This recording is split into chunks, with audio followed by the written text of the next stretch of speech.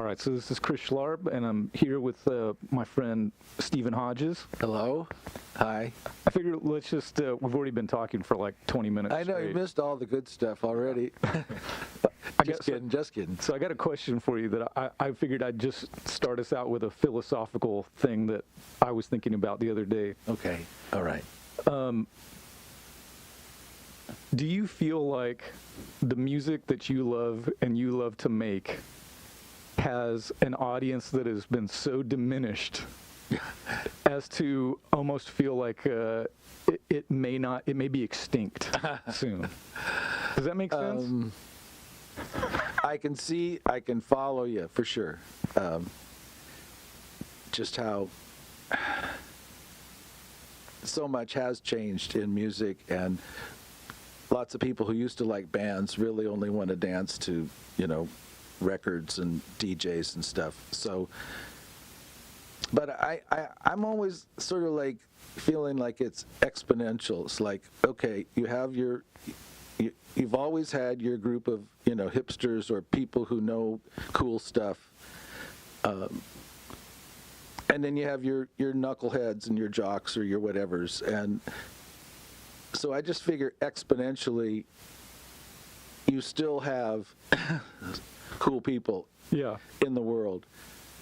And there will always be a baseline. There will always be, there's gonna be more knuckleheads just because of population growth. But there's gonna be, people who care about stuff too, who really want you to bring them something deeper from yourself, rather than just some status quo stuff that is going to work or what have you. So, do you think that there was a period of time where there was like a broader audience for better music? Is that? Well, I don't know. From my experience, like in the 70s, I started accompanying a lot of dance classes, and I could take a set of congas into a dance class, and people would really, really have a freaking great time and really get into the rhythm and stuff. And then in the 80s, when punk rock and a kind of a little bit more of a fuck you attitude was more prevalent, I could go into that same dance room and bloody up my hands, and people would just sort of stare at me like, what? So what? Who gives a fuck that you care about Africa or whatever? So, there's some cruel hard facts about the way people view music, or the way it's given away for free because people allow it to be stolen, or any number of things. But I guess you just got to go with how it makes you feel. And when I'm playing something that I feel is good, I'm like vibrating on the inside, like it's healing. Mm-hmm. It's a deep thing. So I guess you just have to stay with what you believe and hope for the best. Yeah, you're right. Look at the last election. There's a shit ton of red states in this United States of America. So who would figure that things would be as red as they are? I was thinking about that the other day. There's still plenty of people in these blue states and probably some people in the red ones too that want to hear, people be themselves. Yeah. You were thinking? Oh, when I was watching, the sort of like midterm election stuff the other day, and they kept showing all these maps. Right. And every time they show a map, they just show like a couple of pockets of blue, and everything else is red in the middle. There was so much red. I think it's kind of bullshit, though. Okay. Here's my look. I don't know anything, but here's what I was thinking. A better representation of that map should be, if you want to do red and blue, that's cool, but you have to do a depth based on population. So if it's red, Yeah, that's true. but Yeah. there's only fucking 10 people that live in South Dakota, then that shit has That's to be a lot of red. It's Yeah. got to be the lightest red Yeah, possible, no, I'm right? feeling you because it was like it was bloody. It was just like That's what I'm saying. This is nonsense, you know? I'm like, wait a minute. There's like millions and millions of people in certain geographic locations. And, you know, I mean, even California, it may seem monolithic, especially like the way that Orange County went Right. like blue this time, right? Oh yeah. But in the past, it was more of a red, you know, Yeah. part of the state. Yes. But I Yeah. think, okay, so then let's say even there, let's say you take that part of the map, that shit's got to be like super light blue, right? Because it just barely crossed over Right. into like a sort of more democratic vote. Interesting. But No, anyway, you're right. You're that right. was my. I'm looking at this map and I'm like, this is an infographic, right? Like, but they're not giving you a lot of information. They're just saying this or that, and it's kind of not giving you the whole deal. It kind of goes along with the whole way of, you know, people trying to cause a fight, you know. Yeah. Is it this or is it that, or is, you know, they want confrontation or what, you know, it's more gray. It's Right. more in betweens Yeah. going on here. I wanted to ask you kind of like, so you grew up in Long Beach, Right. I was born. Me too. Yeah. Okay. Yeah. and I'm kind of wondering, how do you know, what is sort of your path going from growing up in Long Beach and now, you know, for the last few years just touring with Mavis Staples all Right. over the world? Like, I mean, I know I'm not going to say like give me your fucking life story in like 5 minutes, but I'm curious like what you see as sort of like the arc of arc, like yeah. how Yeah. There's I could give you like, what do they call it? The Cliff Notes Yeah. version. Come from a family where the children studied piano. My cousins and I all studied from this woman, Jane Stanley. So first grade, I'm, you know, dealing with the piano and what have you. And then I kind of moved on to drums, and that was in school. That was once a week. And then that You're developed- learning drums in learning, school. Yeah, learning drums in school. Then I guess I got a teacher outside. And then when you go to junior high, you get to play all the time, every day. And this was really cool. And I started playing timpani. I was all city timpanist, did that kind of thing. High school comes along, and I'm still not really into a rock and roll band or anything, but I'm starting to play big band jazz and all of that stuff. And then we start having bands outside of our own. Go to Long Beach City College, kind of a little drum star out there, I guess. I had a good run, a couple years in the big band and what have you, marching band. yeah. That's where I got a job basically in the theater arts, composing for children's theater and dance theater and adult theater and what have you, and then accompanying like hours and hours and years of dance classes over there. And then I guess somewhere 74, you know, we started having some children, and I started working in the local clubs with Greg Carroll, Okay. local cool guy. Business, knew how to do business. So we were in the era where you would park your gear for like months on end in a club. No kidding. Yeah, you would play literally 5 to 6 nights a week. Wow. Even as late as like the earliest 80s with James Harmon, we would play 7 nights a week in certain clubs. We were really popular, and people were okay with that. Yeah. Yeah. It changed once people realized, oh, up in LA they have 4 bands a night. Like, that's Right. a good thing or something. I don't Yeah. know. You know, just sort of an overpopulation The situation. 4-band bill is sort of like, you know, Oh, it's such what a a disaster. pain in the ass. But so in the early 80s, that's where I met Tom Waits. He and Kathleen used to come to Cathay de Grand, and we would play there. And they liked to see Top Jimmy, and Okay. he played there. Of the and Van rhythm Halen tune, right? Wasn't there a Van Halen song written about Top Jimmy? There might have been, yeah. They were like the bad boys. They were really popular. Okay. They were really good and popular and stuff. And Top Jimmy was awesome. And so anyway, that's where the Waits connection. This is all still in Long Beach.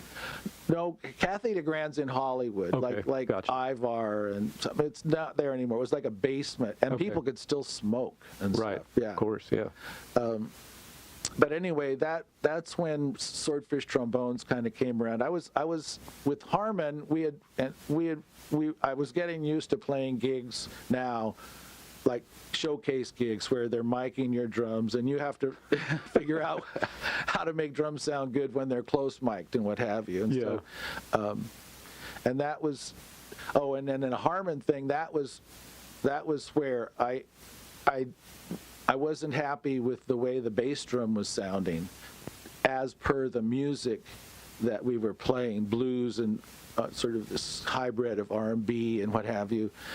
And so I thought, I think a bigger bass drum is going to do the trick. And so then that's where I introduced like the 32 by 16 inch bass drum. And that's part of what attracted Tom, other than rhythmic whatevers. And It's like tonal. yeah, it's like that was sort of a weird thing, because in a really cool way, because we used to play Madame Wong's West, which was a fairly large room, the good sized stage.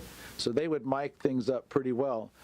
So we sometimes do 2 sets. And so the first set I play the regular bass drum, and then in the second set I play this freaking ridiculously large bass drum. But what happened was, I call it my Zen moment, because the drum, it was so low that it physically created a sound that was low, and it opened up a space where the other bass drum was filling up this space where James's voice was. Now all of a sudden there's this window where there's open space for the voice, and this big ass bass drum is like this low fog hanging, you know. And you could almost see it. I saw it, you know, at that moment, because it was so different, and it was amazing how much more room there was for James's voice. Yeah, he wasn't fighting like the low mid of the kick drum hitting people in the throat. Right. You know, this really went below the belt buckle for sure. Yeah. So so that's kind of that partly was what attracted Tom, was just that somebody would drag such a large drum. So this is the early 80s. This is 82, 81, 82, Okay. yeah. And then Tom's like, let's make a record. Swordfishtrombones is like about 82, yeah. We did a sort of an audition, rehearsal, or recording in one studio, and then we just ended up recording at Sunset Sound. Yeah. For the duration, yeah. Which is still there. I mean, one of the few places. Yeah, it is. We just finished a record at A&M Studios, which is like probably the top studio I've ever been in LA, and that's actually Henson. Oh, right. The Muppets bought it, Right. but they left the studio part to the A&M people. Okay. I mean, there's Studers and Ampex lining the hallways. Yeah. I mean, we used who's that guy who shot people? Who shot his girlfriend? Oh, Phil Spector. We use his. Sometimes I forget his name. Yeah, he made records too. We were in the room, Studio D. That was his room. We also used his compressor that came from Gateway or something, or Gold Star. Gold Star, yeah. But we used that on our room mics. What? I mean, the shit. It's like they have these ridiculous mics over the drums, and they go, "Oh, this one's going bad. Let's go get another one." What? You know, no man, The luxury. it was just ridiculous. That like a cachet, who was this for? a cachet for Mavis's latest record, yeah. Gotcha. And it's being produced by, and the songs are written by Ben Harper. Okay. And he's really cool. It She's was a in this good period now combination. where it's like every record is like someone's kind of like their wish list of a Mavis record, right? They basically need, that's we've tried it where there was all these different people who sent in songs. Right. That was cool, but you know, it's just sort of who you run into and what have you. And Ben just came across the radar, or just was introduced, or was an old buddy. I don't know, but he's just He seems like a sweet guy. He's a great guy. All the girlfriends were like, that guy is a cool guy. Yeah. You know, when they met him, we met him in New York and stuff. We were finishing up this Dylan tour, and so we were at the Beacon, and he and his wife came, and so we all got to meet him, and it was just a really good connection between he and the band, and the music is very healing. He didn't try to change the band? Not really, no. He just, you know, it's like we just got to hash out, like, okay, well, what are we going to do? You know, eighth notes, 16th notes, quarter notes on that hi-hat, or are we going to blah, blah, blah? You know, you guys have been touring as a group for a while now. 12 years, yeah. So, yeah, actually, yeah. But it seems like some of the records, it's sort of like, okay, well, don't worry about coming in for the record, or, you know what I mean? Well, we've had a variety of situations, Right. Especially with the Jeff Tweedy stuff. But in the record that got the Grammy was the record that the band played the whole thing, and we were involved with other records that he had, but less involved. Yeah. And there's beautiful material came from every record he did, and it's all good. But yeah, that apparently, even dating back to Ry Cooder, everybody who produces Mavis, that they figure that they're her producer for life, and so everybody gets their nose a little bit tweaked sooner or later. Yeah. Because that's not really true. Right. Yeah, because she's her own woman. Well, and different producers come around for different reasons now that you have hindsight and what have you, and so. But I'll tell you what, you know, that was one hell of a record that Ry and Kiltner and those guys put together, and we were honored to be able to come in. That was when we got to come in and support the new record. Well, that was our first year with Mavis, with that record, Never Turn Back, I think it was, something like that. It's a good record. Yeah. So, how long were you guys on the road with Dylan for? We've done, I think, 6 weeks twice. Okay. Yeah. In America, just different parts. Yeah. And I think I told you that, well, the first time you and I met each other was when Rand put this session together when we kind of started doing that Leonard Cohen project with Terry Reid. Right. So that was the very first time we met. Was like that. I remember that day like crystal clear, because we actually had 2 discrete sessions that morning. Right. The one with you and Terry doing Chelsea Hotel. Yeah. And then I think either right before that we cut Bird on a Wire with Leanne Skoda and Jesse Payo and Danny Frankel and Joel Martin on pedal steel. And then that night, we had our grand opening. That's right. I remember, yes. It was insane. And I think part of the reason for that was we had hired Terry to play at the grand opening, and it made more sense to do that when he was already out here. Oh, yeah. You know, for the recording session that morning. But I know for my wife and I, for Adriana and I, we were just like out of our goddamn minds. Like, I was so exhausted. Oh, that's so much, By the time the grand opening rolled around. You would have been better off with just the grand opening. Yeah, of but course. how this is what I do, But that's what you have to do sometimes. I'm an idiot. Yeah. So, well, you know, timing, creates these necessities. So that was the first time we met. Yeah. And I think, I don't know, that was maybe, I guess, about 2.5 years ago, 2 years ago. And since then, we've done like 4 or 5 records together, I think. Yeah. But I think before that Terry session, my son, Elisha, and I went to go see Mavis and Dylan at the Shrine. That was our first time with him. Yeah.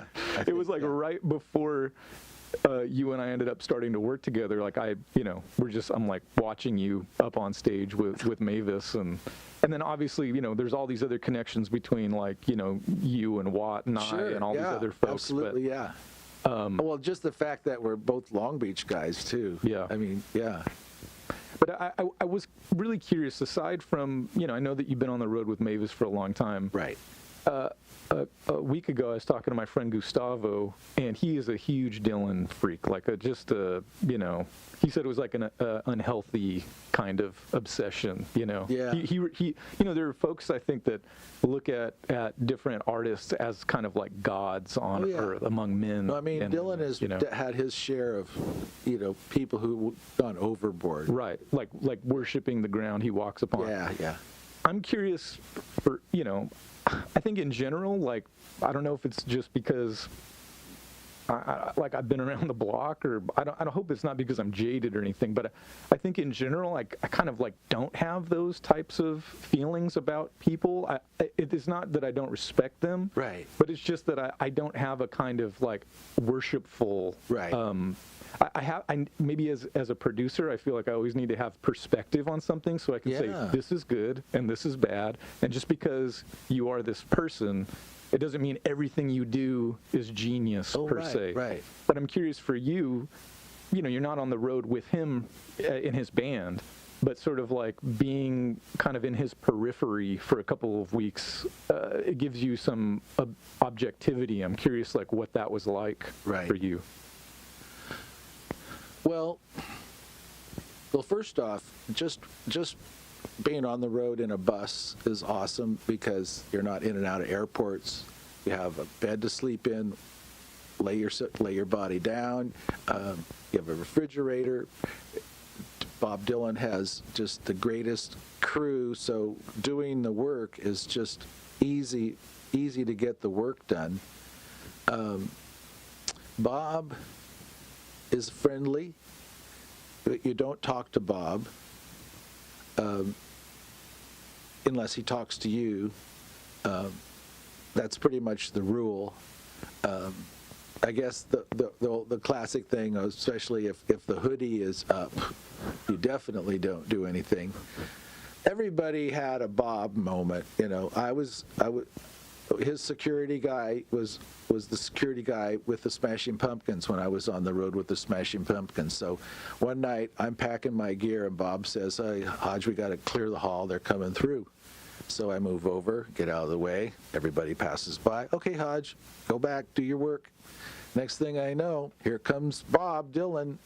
He hasn't passed by at all, I mean, he's like as close to me as you are, you know. And come on, this guy's a genius. He knows he's got sort of a bullshit rule, but he's got to have his privacy. Right. But the minute he knows, and then you're looking at him like, okay, I know I'm not supposed to blah blah blah with you, and he, don't shoot the shit with him. And so, but instantly he just like picks up a finger and smiles, and like shoots a gun at you or something like, hey, and I say hi, and then he passes. So when it comes to, he's right there, he's a real guy. In general, give him his space. Mm-hmm. But I'll tell you what, it's pretty interesting because he shows up every day to sound check, and it's not a check, it's a rehearsal, because he's changing parts and he's making these musicians earn all that money they're making. Yeah, I mean, what have you? It's just restless, right? He has this fucking crew of people, and he has his own bus, and he has his own assistant and his own chef. So his life is together as far as being a person on the road, to where his environment is controlled enough. And apparently this is what he likes because he keeps doing it. And he enjoys this cycle better than just being home and doing his welding or whatever, which he still does, because he's home a lot. Sure. He goes out 4 times a year, I think it is, for about 6 weeks each time. Yeah. Something like that. I don't know his exact thing, but it's something like that. I wonder if for him, I know he's got this whole like endless tour thing, right? Yeah. Like it never ending. Yeah. I wonder if it's kind of the perfect thing for, I know for me, like, there's a reason that I opened a studio. It's because I was working on music all the time, right, and I needed a place where I could just keep doing whatever I want. Like an idea comes, and I can put the band together, press record. And I wonder if like being on the road for him or for you or for a lot of people is like a kind of creative exercise. Like it's just like going to the gym. It's like, I need to do this. It's an itch you got to scratch. Yeah. For my own mental well-being. I totally agree with you there. It's something that we do. It's partly economics, but it's also luckily something that we love. And in his case, it isn't the money because he doesn't need the money. Right. So he just has it down to where he can have a comfortable lifestyle and make it to these gigs, and he barely even feels a bump in the road because he's got it down. He has a fantastic bus. He rides smooth. Did he give you guys a bus to roll in? Well, I mean, he doesn't, but you just rent from a company. Gotcha. Yeah. Since he's doing it, you do it too. Yeah. Yeah. I mean, he probably owns his buses, or Right. maybe his bus anyway. I don't, I mean, I'd be curious to get. I'll tell you, let's sneak on Bob Dylan's bus. I want to see what that fucking bus looks like. It's probably wicked dialed in, man. Right, yeah. So cool. Yeah. He's done some welding work on his, probably, yeah. but it's Figured it out. well, he's got a bedroom, he's got a closet, he's got Right. so much to where, I mean, usually there's the back bedroom, and then there's all these bunks, and then there's your kitchen and your bathroom, and then there's your lounge area. Yeah. Well, that's a lot of space for one or two people. Right. So you you get some carpenters in there. It's like a big boat Yeah. with wheels. Right. Yeah. And listen, if you're ever riding in a bus, your feet, when you're in bed, your feet face forward. Remember that. That's good. That's rule of thumb. That's the rule, period. So I feel like I sort of hopscotched a little bit around some things, and I kind of wanted to sort of pick up around Swordfishtrombones. Okay, again. sure. Where do we go from there? Well, that's around in the early 80s. Yeah. And apparently that record was cut on Asylum, but that was when Tom. There's no more ride cymbal. There's no more, jazz trio with a string section and a tenor sax. Yeah.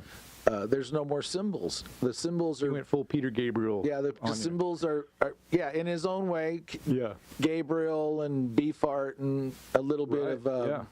Oh God, who's that one guy? Hatch. Parch, Harry Parch. Oh yeah, Harry Parch. That's right. Yeah. So the marimba took the eighth note that a hi-hat or Right.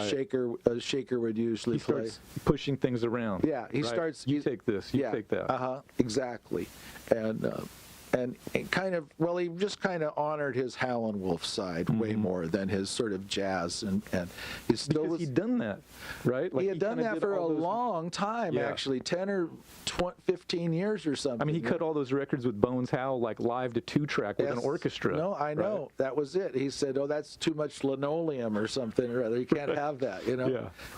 When somebody say to him, "What do you do to protect your voice?" He says, "What? From vandals?" That's great. Anyway, yeah. But so Swordfish was at Sunset Sound, and it was just Larry Taylor on bass. I think there was a trombonist in a sort of playing long tones in a room with the door shut over on the other side of the room, but we were all kind of in a big oblong circle inside this large room in Sunset Sound, and it's just really interesting stuff. I mean, I guess the fact that I had done so much work in theater and what have you was partly what helped connect us, because I wasn't like linked.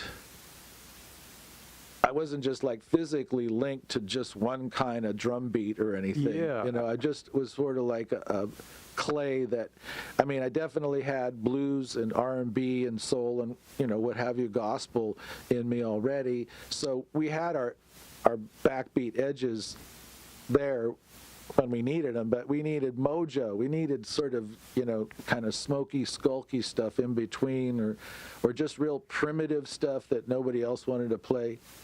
I remember on this one song, Underground, I'd broken every set of timpani sticks I owned, trying to be brutal on these really heavily deadened floor toms. And finally, I just took these 3S's. They were like the heaviest marching sticks you could buy. And I took these cymbal felts, and I jammed these cymbal felts on top on the point of the stick, and just covered them with duct tape. And I just effectively made 2 large clubs with some little mallet on the end. I still have these to this day. No and kidding. we pounded the fuck out of those drums and got the track. I mean, it was like I was the guy beating the big hammers on the slave ships when they're freaking rowing, you know. Right, It's like right. boom, boom, boom, boom, Right. boom. So like yeah, primordial rhythm. real primordial. And that was just that one. The rest, there was a lot more finesse going on with other stuff. But yeah, it was just that was his preamble to Rain Dogs, which really caught on. But Swordfish, he had broken the old mold and really created a new template for himself that was really, really cool. So by this time, you're a full-time musician? Kind of like Tom sort of says, all right, let's cut this record. Right. Probably do some shows and go on tour and whatnot. We did some touring. You've yeah. got a family in Long Beach. And are you kind of like still like teaching or like, you know? Yeah, I guess I had always taught some, and I still do. But yeah, Tom, he came along and we did, a week of session or something, then we're done. Right. You don't see him for years or what have you, So, no, but You're kind of like, eventually that record will come out. Hopefully something good will happen. we're playing in the clubs and, we're in the trenches basically, but Yeah. that's a hard job to get anyway as well. So, thankful for, to be working as just music. Sure. But, so the record was cut on Asylum, but then it was so weird they didn't want it anymore. So then luckily Island picked it up. Oh, right. Okay. Yeah. Which is crazy because Asylum had like all these brilliant singer-songwriter records that they didn't have the vision to kind of like go with Tom on. Yeah, it made sense that he was on Asylum because they had the kind of the top of these LA, California songwriters. Joni Mitchell was on Yeah, Asylum, right? exactly. Judy Sill was on Asylum for a while. It was just a bunch of them, probably, Jackson Brown or something. I don't know. Yeah, Just all these people, but they weren't going for it, and so luckily Island picked it up, and Island had him for a few years, but then finally Andy over at Epitaph got a hold of Tom and Kathleen and said, look, well, I actually it's no big deal, but I kind of said, look, will you guys please talk to this guy, Andy? He's the real shit, you know? And they did, and Andy said, here's where your record is, and here's where all these places that it isn't. Yeah. Because Island isn't, but we will. Right. We will put it everywhere.